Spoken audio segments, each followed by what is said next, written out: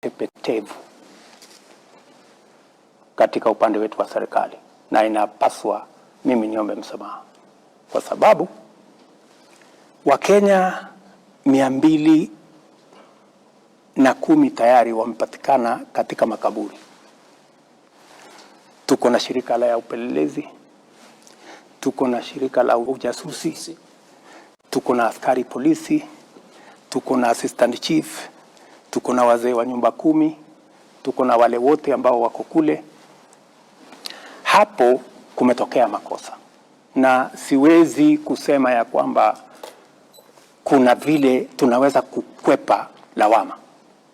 Tuko na makosa, na kwa sababu kuna makosa, ni vizuri tuwaombe Wakenya msamaha kwamba jambo hili lilitendeka tukiwa na serikali.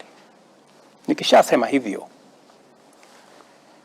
huyu bwana Mackenzie na wenzake alishajulikana kwamba kuna jambo lenye dosari anafanya. Ameshikwa akapelekwa kotini, kotini ikamwachilia. Ameshikwa tena akapelekwa kotini, kotini wamemwachilia. Hii safari sasa ameachiliwa, ndio amekuja sasa akaongoza haya maovu akitumia dini, ambaye nilisema leo huyu bwana ni muhalifu kiwango ya gaidi, kwa sababu wale watu maisha ya watu amewaua kwa kutumia dini.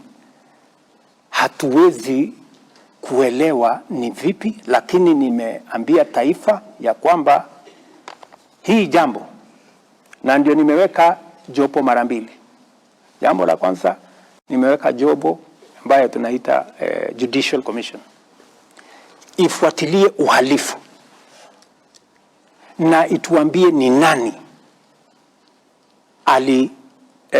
zembea kazini ndio haya mambo yakatokea, na huyu bwana washirika wake ni nani, haya makaburi yaliendelea vipi, hii mambo yote yalitendeka vipi. Hiyo ni ya kwanza.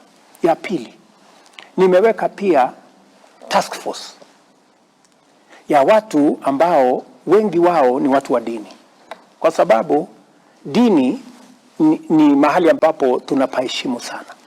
Sisi wengine wetu ni Wakristo, tunamwamini Mungu, na tunaamini dini ni mahali ambapo watu wanakimbilia wakiwa na matatizo na mashaka.